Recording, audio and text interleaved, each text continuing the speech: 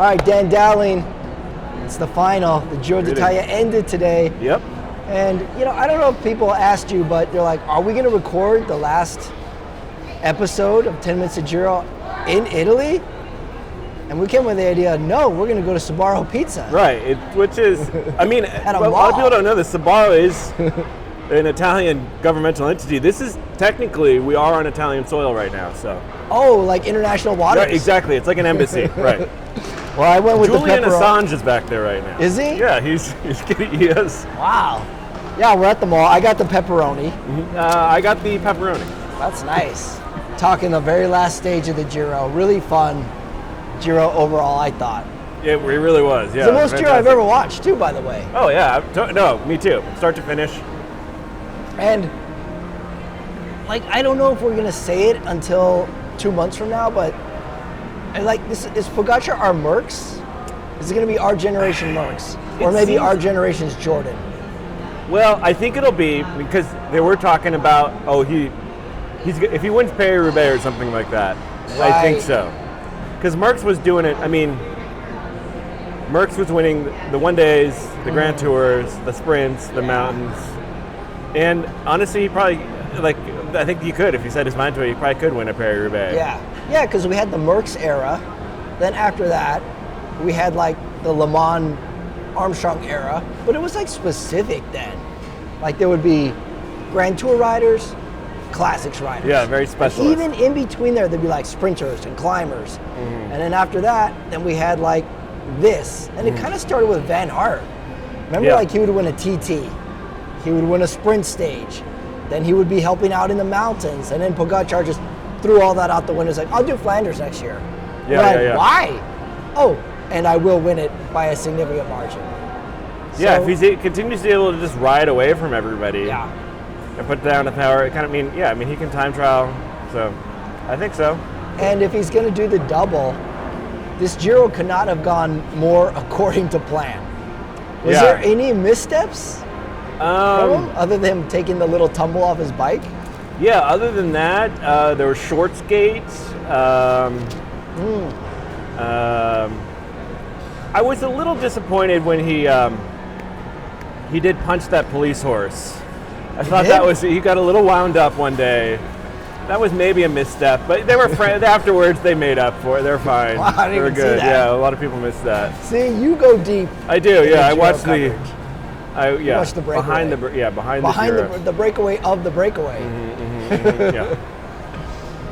Also with the Giro too, the shorts, the pageantry. Half the Giro to me is just pageantry.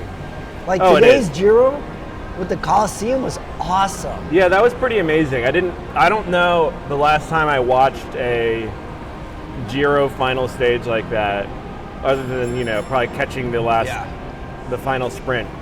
And I didn't realize what an awesome circuit it is. Mm-hmm. Pretty gnarly circuit too. Pretty narrow, pretty windy, pretty bumpy. And but no, it was beautiful. It was very entertaining. And but overall, the last couple of days too, it's just been pretty it's been pretty baller. I wrote it down in my notes too. The last couple of days were kind of felt like the last week of school, when you already took the test, the scores were in, but you still had 4 days to go to class. So everybody's kind of checked out. Oh, so you didn't go to school here in California though, did you? No. Well, here in Southern California at least in the 90s, the last couple days of school, so you had to bring in early in the school year an earthquake emergency pack. Really? Yeah. So if there's an earthquake and you were trapped at school, you had everything. And it was basically a bag of snacks that you had brought in at the beginning of the year. So at the end of the year, you get to open up your bag and get very expired beef jerky and stale granola bars, and you're just feasting on that. So the thing you packed at the beginning of the year, you got to open and eat? Yeah. At the end? Yeah, and I thought it was fitting, weird. I did, I do make a practice of that now. I still do eat stale beef jerky every year around this time. I'll tell you what's not stale though, this delicious Sbarro pizza. Right. Taste of Italy right here. So yeah, we have all the Italy we need right here. Yeah, they wouldn't be doing this in Italy. Yeah. I didn't know this about the Giro because they were rattling off former winners of the last stage, and usually the last stage of the Tour of Italy is usually a time trial and not a sprint, and they were like saying the winners of it and the previous kind of editions of it, and today was, a regular stage, and in the Tour this year is going to be a time trial, so it's kind of flipped. But I definitely like the Tour or Grand Tours ending on a regular road stage because we get the teams get to hold their champagne glasses. The teams get to wear like a nice special kit if you're the winning team. We would lose all that. We're not going to have that the last day of the Tour with a time trial. I guess we could, but most likely not. Yeah, I know it is a little bit disappointing. I mean, Tour we get the here for the Italian Tour. Obviously, we'll put a photo up. But we saw Team UAE spread out on the road, and always makes me nervous when they all do that too, with the no hands. Right. Well, I get nervous. Well, it was one hand on the shoulder, and then the 6-foot meatball sub was. I mean, it was pretty impressive. They should have a guy very celebratory, like on an e-bike with like a Subway uniform, and he's delivering them the subs. Yeah. And then he kind of goes off out of frame. They should have that. Right. Great product placement. I mean, for my money, though, I would probably prefer Sbarro, but did you have any inkling of not getting pepperoni? No, I was not aware that they did anything other than pepperoni pizza at Sbarro, so I was a little surprised. I thought it was a trick. No, I have no idea. Well, they had the jalapeno one over there, and I was like, oh, that looks pretty good. Yeah. But if you went to Italy, could you order jalapenos on your pizza? I don't know. I think that would be, people would get upset. Italy, so I don't know. Probably not. I feel like they can't do jalapenos in Italy. There's a lot of hand touching in Italy. Yeah. You did that, you're going to get the jalapeno in your I'll tell you what you definitely can't get in Italy at Sbarro is churros. For some reason they have churros there. Yeah. And a Panda Express. Right. Yeah. Everyone's got Guatemalan pastries everywhere in LA. I love that. All right, do you want to do the final 10 minutes of Giro? Let's do this. All right, we got our little clock here. 10 minutes. Let's put it on the clock. And we keep to this time very strictly. Absolutely. On the show. The other day, we only went 2 minutes over. Right. All right, stage 18, 19, 20, 21. Stage 18 was the sprint. Tim Melier. We had the Jonathan Milan out of position talk. Yeah. Other than that, it was a pretty straightforward stage. Right. And it was nice to have a non-Pogacar win because I think he won the last two stages. So that was pretty fun and easy, like an easy by-the-book stage. This Giro has had no controversy other than the rain. But as far as the race goes, just pure racing. Right. I say it in a good way. I mean, there was the one relegation, right? Or whatever. Yeah. But I mean, overall, it was pretty chill. And the Milan sprint stage, or that out of place thing, I guess, I don't know. I don't really remember that one very much. I should, for our viewers, I have been, as is my case every Sunday, drinking grappa since 5 a.m. First meal of the day here. So I'm a little bit forgetful of the finer points of the sprint stage. I apologize, but it was good. Yeah, it was nothing to it. Whatever. That was a classic, all right, I got to get going. I'll watch this later. Yeah. There's still 23K. I'll watch it later when I get home. So, stage 19. By the way, are you a fold your pizza guy? Or do you straight up? I do a little bit of this. The good thing about Sbarro is they do really have a good girth to them, so they can survive a flat hold here. Yeah, they can support the weight. That's pretty good. Would Italians laugh us out of the restaurant if we started folding our pizza? I think, probably. I don't know. I actually don't. I'm trying to remember the one time I've been to Italy if I even had pizza. I just remember the one time I was in Italy, all the Italians. I was in Venice, and the Italians were so over it. They're just you've actually been? Yeah, I went to Venice once, but it's like Disneyland. Oh. And the guys that work there, they're like, hey, we're talking to the waiter, hey, what's going on? What is there to do tonight? He's like, get the fuck out of Venice. Really? He's like, I'm going. Yeah, he's like, I'm going to go play Xbox at my friend's house, way outside of this ancient city. They were like, this is not fun. So disappointed in Venice now. Yeah. Wow. Venice, California might be more Italian than Venice. Right. I don't know. Depends on the day of the week. Stage 19. Andrea Vedrame. You know the other thing about this Giro, I'm at the point where I like how the names come up on the screen and I just pretend to pronounce them in my Italian accent. Like the other day was Balsamo de Grappa. and they're putting on the skin. I'm like, Besamo de grappa. And like by the third time, I turn into Andrew Dice Clay. Oh. I'm like, me, oh. Yeah. You know, I just can't help it. It's pretty fun. And I don't do that with the French accent. I just call everyone Little Tony. I don't know. That's probably a lot of grappas this morning, guys. This is grappa. Sbarro doesn't have a good grappa, so. They just start wine here. Yeah, they should. They should. You can get a Modelo, but. Oh, I should got Modelo's. Modelo. I don't think that's Italian.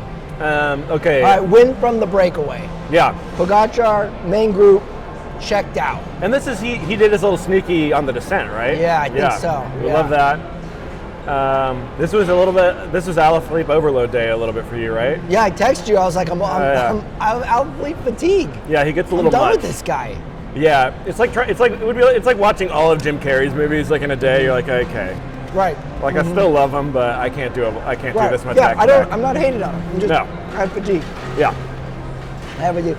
If you were to if this Giro was a high school, Pogacar is valedictorian, but Alaphilippe was like the most popular kid in school. Yeah, I think. You know, he's like attacking, making faces, most camera time, not overachieving, definitely not falling behind, but popular kid in school. Yeah, no, That's the feeling I got with him. He was pretty cool. Like, there was that one stage where he got a hand job from the hottest chick in school. He did? Yeah. Wow. That's a popular kid, man. That's a popular kid. You would have told me in high school, like, your goal is to get, in these 4 years, a hand job. I'd have to drop out of school. No, I was can't like, do I'm it. not graduating. I can't do it. I'm like, it's a lofty goal. Can I have a 30-year extension on that, please? Check back with me Yeah. in 14 years. He won a Good Guy for the Skinny Guy award. You know what kind of upset me about these stages in general as we're getting closer to the end? Because Thomas is kind of bleeding time every mountain stage. Yeah. And they keep saying, the 37-year-old Thomas, his age might be showing. And you're like, yeah, true, but he did beat everybody in this race except for 2 people. Right. So we kind of do this weird thing with age and athletes and that second and third. And to correct him, he's 38 now, too. 38, He had a birthday. No, it's true. And it's so weird because, I look at him and, it's weird. I mean, I'm 5 years older than him, and I haven't felt young and sprightly in a very long time. I was like, if I could do, 2% of what he does at age 38, right? I feel like... Yeah, an elite athlete at 38? Yeah. So, yeah, it is pretty amazing. It's also why I hate sports, because at some point you start watching people who are younger than you, and at some point the people who are younger than you, the announcers start talking about them as being old. Right. It's the worst thing about sports. That's why, and the worst thing about sports and best thing about politics. Right. We're still young. We are very young. Get into politics. Right. Yeah. You know what? Also, with the Italy thing, they were doing it today. They were talking up, all right, the Giro's ending today. We've got a month to the tour. We've got the Dauphiné coming up, which I have some questions about. We have the French Open starting. This is such a great summer for European sports. Yeah. The Olympics is going to happen at some point. So there's a romance to European sports. Right. For me that basketball, football don't really have. Yeah. So I'm French Open. Where do I watch it? I never even watched a French Open. This is hot Euro summer, baby. Solstice hits, it's Speedo all day, every day for Dan Man. Right. So please check out Dan After Dark, a new podcast coming out on Patrick Ramirez's YouTube channel. I'm putting this up, am I? Yes. All right. We'll talk about this later, Dan. Stage 20, Pogacar gives a bottle away to a kid.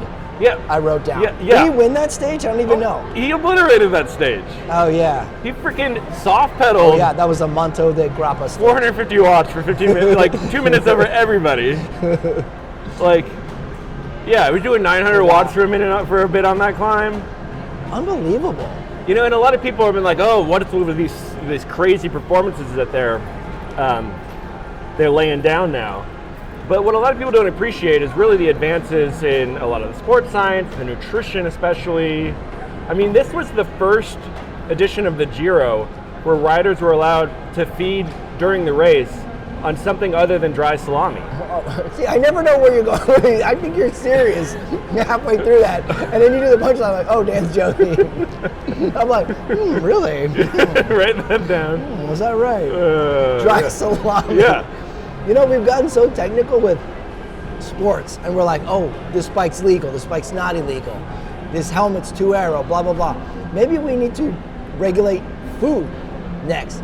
Riders can only have this gel, can only have this flavor of Gatorade, can only have this piece of salami. Maybe that's the next step. I think, they should, You only caloric get intake, these weigh your items food. of food. Yeah. Yeah, it's like you can only have one size of wheel, you can only have one type of bicycle, it has to have 2 triangles, so why not food? Dan Dowling's forthcoming tour of cannabis, sponsored by Patrick Ramirez's YouTube channel. A sponsor. We will have a very Come back to Sbarro. focused, there will be Sbarro on hand, the aforementioned Guatemalan pastries, and something I particularly am keen on after a little bit of cannabis, which is peanut butter and jelly tacos.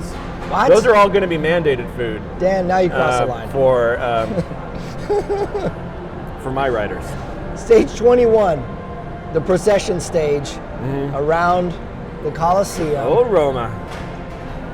UAE has And it's only fitting here that we're actually, in a sense, in the Coliseum of Italian cuisine ourselves. Well, here look at today. the columns, Dan. Yeah, really. This is, these columns were brought in directly from Rome, as I understand. I think someone got killed in the parking lot earlier, too. Yeah. That's exactly right. Right.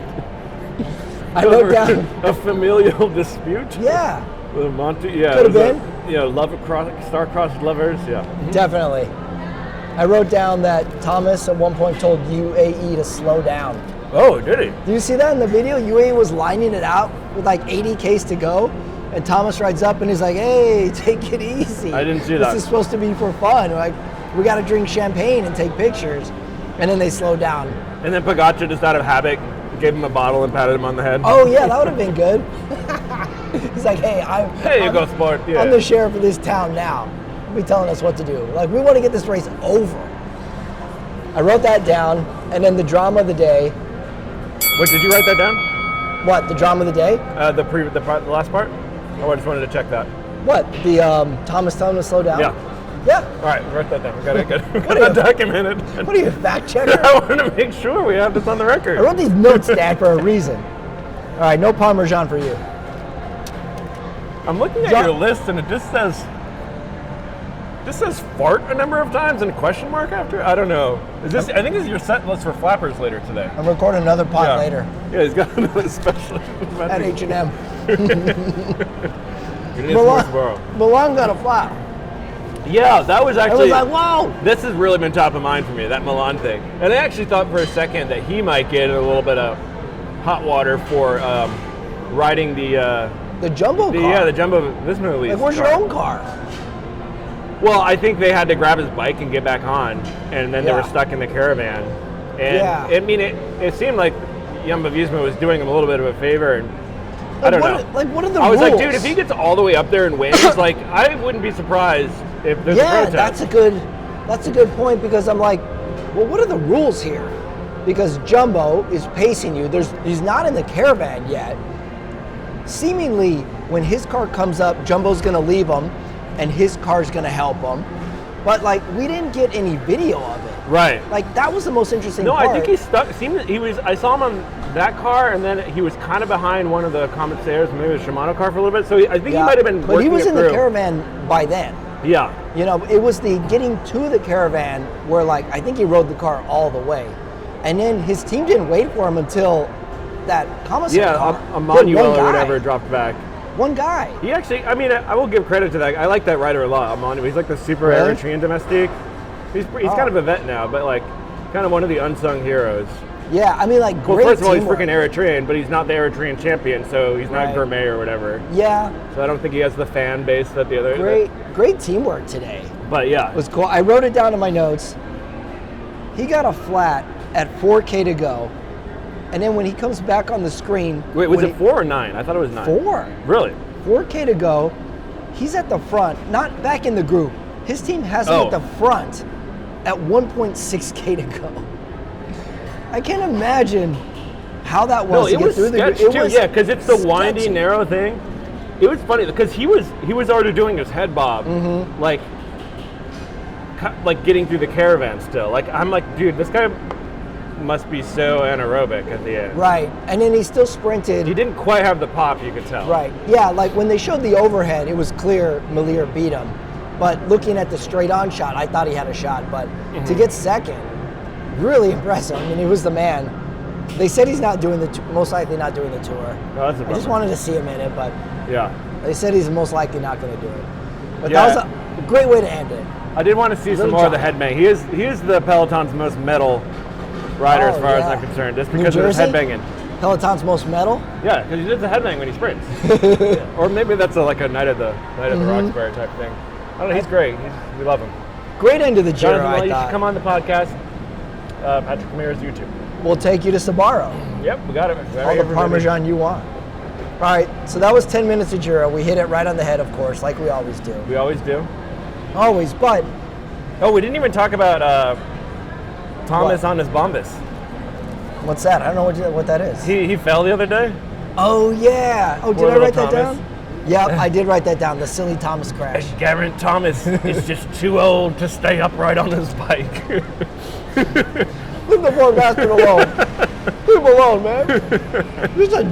Just a silly crash. Yeah. He was like, what? Oh! Down on the ground. You know what Geraint Thomas is nothing to worry about though is any kind of hair loss from fire. He's got that Got a Welsh lot of hair. curl that's He's just got- going to be there yeah. forever. It's never going to gray. Well, British dudes have the Brit punk look. Remember Bradley Wiggins had this too? Yeah, the mod Where thing. we'd kind of like, you could comb it forward. Yeah. And then Geraint Thomas has it too. They have this like Sid But- Vicious But head of hair. Brad Wiggins is, I think, lost his hair. He's kind of just doing the shaving thing now, I Yeah, want his to say. his hair short now. It is a young man's thing. Wiggins the is going wacky to, Geraint Thomas could, like, become an eccentric film director after this. Like, he has that hair Yeah. that's kind of poofy. Maybe, there might be, like, one wisp of gray. Yep. Yeah, if it goes gray, it's still looking cool. Still gonna look cool. He's got the Welshman hair. Like what's Mark Cavendish's hair like? It's kind of curly. Yeah, he's got that curl, too. Got some curl. That Celtic. The other one, like non-traditional country riders who really showed was Luke Plapp. Like I think announcers just like Australians for some reason. Because Luke Plapp was in a lot of breakaways. I mean, he didn't threaten any wins or anything, but every time he was something, they're like, there's Luke Plapp looking good in his national champ. Could he beat in the breakaway? Can he sprint? Can he not sprint? Like, just so much talk about him. Yeah, they do love the Aussies. I wonder if that's like a huge component of their audience or something like that. Because it almost seems like a little bit of favoritism sometimes. Yeah, I think it's some favoritism to it. Like, sometimes we do it with British riders and Aussie riders for some reason. Like, we just want them to show out in these races. All right, I have some questions for you. Post Giro, looking to the rest of the summer. Oh boy. Yes? First question. All right, Pogacar's won the Giro. Mm-hmm. Tour starts in July. What does he do from now until July? Like, what would you do? What would I do would probably Yeah, be what would you do? sleep. I'd have a lot of Sbarro. I would just sleep some more. Yeah, I would literally just sleep and eat. Maybe do a little bit of training. But knowing Tade, he's gonna he'll probably record like a hip hop album Think so? and do like a mini festival tour or something. Think so? Yeah. He'll still be in the limelight. No, he's gonna be doing some funny shit. I'm following him on Instagram. He kind of reminds me of Sagan in some way. Remember when Pete and Sagan hit the scene, and we were just kind of discovering what this guy was all about, and he didn't speak English that well, and then we realized he was this crazy bike handler and was doing wheelie tricks in videos. And that's kind of what Pogacar reminds me of a little bit. He's got these outside injuries. He's kind of wacky of a guy, but we are just figuring this guy out now, I think. But where's Sagan? If you followed him, especially in his 20s, definitely was a bit of a dirtbag off the bike. Like he was. Right. He was a little mysterious. He was a little like that. scudgy though. Like What's up with this guy? Like he was got he would fondled the. Oh yeah, when he he'd grabbed the fondled girl's butt. girl. Yeah. He'd wear like these really crude T-shirts around. The facial hair was always and changing. then was married, but married for like 6 weeks. Like, Yep. I don't think that worked. But Well, I how think did there was Pogacar's so much like pressure. good guy? Yeah, well, there was so much pressure or eyeballs on Sagan. Remember he got mad in the Vuelta that one year and kicked the motorcycle because he Oh, crashed him or something? It just seemed like there was a lot of weight on Sagan over the years because he hadn't won anything until that World Championships, remember? And then all of a sudden he was super duper A-lister. yeah. Before that, it was all build up. It was all build up. And I feel like it was like really made his life different. Yeah. And Pogacar seems to have that same thing. He's handling it better though. No, I think and so he's for got sure. the goods too. Yeah, I think because, I don't know. He just seems to be a naturally more positive and friendly dude. Yeah. The only time I've ever seen him get mad was, I think, it was yesterday's stage. An old guy gave him a pat on the back, kind of a push as he was climbing, and he turned around and was like, "What are you Oh, doing, really? man? Don't touch me." Yeah. Huh. Which is so weird. Yeah, well, that first time he gets really mad at somebody or something is going to be a big deal for us. We're like, oh, did you see that? The I way think he he's reacted. just very nonchalant, though. My favorite thing he posted on Instagram this Giro was, it was like a few photos, but one of them was like sitting in like a meditate, like sort of the, what is it, like the lotus pose? Oh, or yeah, whatever. in the team bus? Yeah, and then, saw but that. the soundtrack he puts on was Notorious B.I.G. Party and Bullshit. Oh, Just really? like, we just want to party and bullshit. And that's like his approach, basically. And I'm like, how did Geraint Thomas feel about seeing that one? Geraint Thomas is like doing an ice bath and like, Right. Oh, that's a good one. Also, how long till the rest of the peloton is just sick of his shit? I know. He's like, all right, this is so cute. This is so cute. It's not cute anymore. How long? We probably got a year. We got the Tour win, and then by the end of the summer, we'll be like, I'm so tired of this guy. Maybe. I think he should go to his altitude camp, but shut off all lines of communication. No internet, only phone calls with certain people. Just shut it all out. Too Yeah. many people are going to be in his ear. Like, go into a cave and just train. you can bring your turntables, but don't Right. don't broadcast. Take it. Don't broadcast. Mixtape Go, comes out later. Get away from the world. You know, so you have the chance of a lifetime right now. All right, question number 2. What's your level of interest for the Dauphiné? Because Remco and Roglic are racing now. Oh, then consider my interest peaked. Mine's peaked too. I'm very excited. I have to see what level these guys are at. Remco, Roglic. I still haven't heard any Jonas talk. I don't know. I don't think the tour's going to happen. I really hope he doesn't try to come back too soon. Or, I mean, honestly, in one also wonders whether he'll ever be able to come back to Yeah. full strength. We've seen The it extent of his so injuries. many times before. Remember, what's his Chris name? Froome. Froome, the American guy, Davis? No, Finney. What's his Oh, name? Taylor Phinney. Taylor Finney? It's another one. Yeah. Balalki back in the long time ago broke his hip on that land stage. Yeah. Never was the same. Remember Alessandro Bassan? Do you remember that guy? He's an Italian Balan? guy.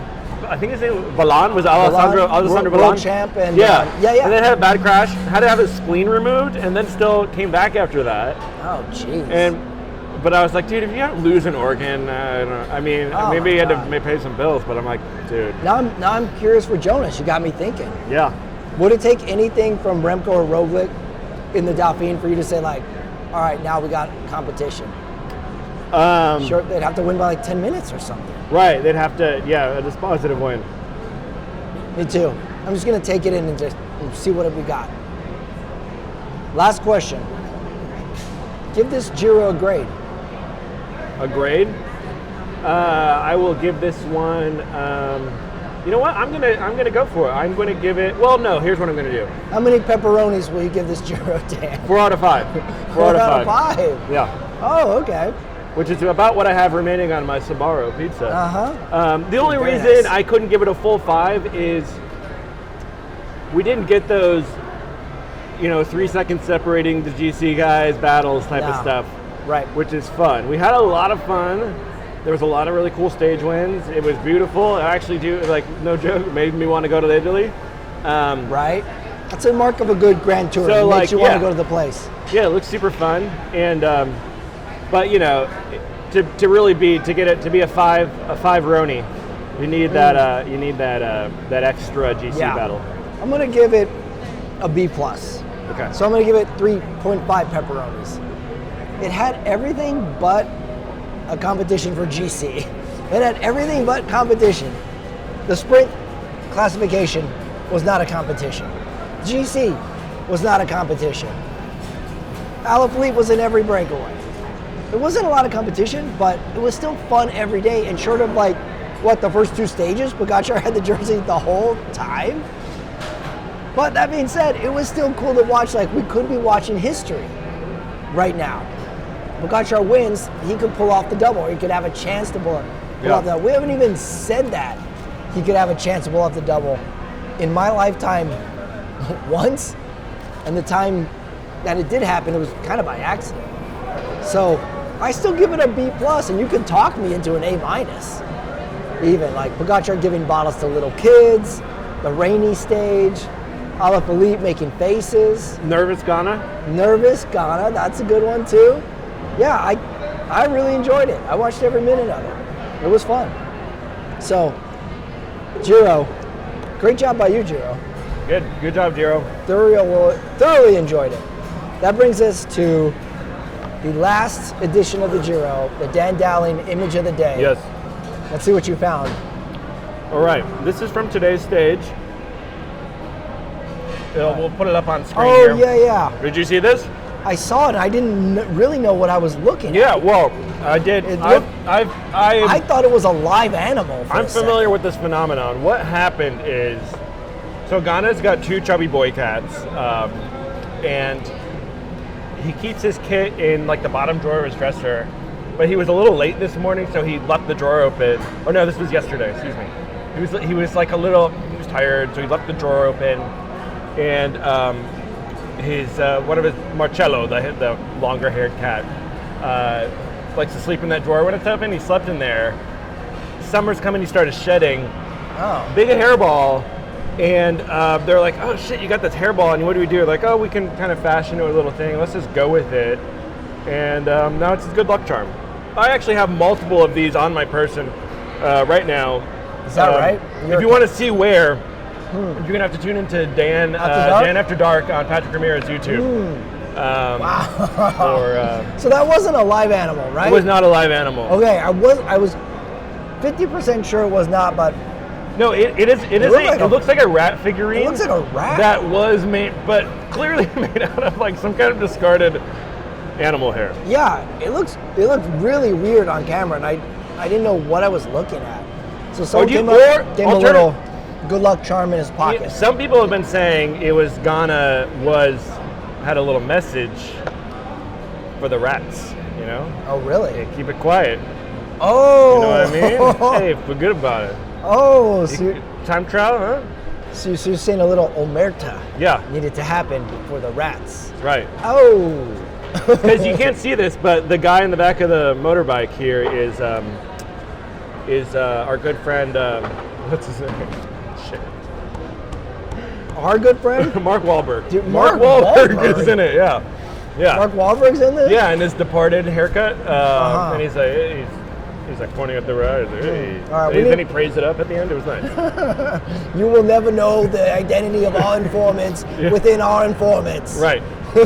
One of the all-time bad accents in a movie by Mark Wahlberg. Doing his actual Doing accent. his own accent. You guys don't know Boston. You want to see Boston? I'll show you Boston. Roll tape. Sorry, this is it. Maybe yes, maybe no, maybe fuck you. Closing thoughts.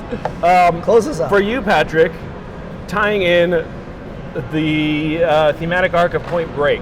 Oh, Dan, we are on the verge of a 50-year storm. We're on the verge of a 50-year Giro Tour double. Now, there's some times in life where people just sit in their cubicles, never really knowing what life is about. Brody taught us this in Point Break. Man, you got to get out there and you got to ride the wave. You got to go find that 50-year storm. And if the storm takes you and you never are seen again on screen and there's no sequel, then that's the way it goes. That's what Brody taught us in Point Break. So wait for the 50-year storm. Very poignant. I like that. Patrick Ramirez, everybody. Young, dumb, full of cum. Thank you. That was my high school yearbook quote. That was 10 minutes of Giro, Dan. We did it. We're at Sbarro. Cheers. All right, peace. We'll see you at the food court. Tu fa l'americano, americano, americano, senza me che go papà. Tu vedi alla moda, ma si beve whisky and soda, o ti senti disturbato.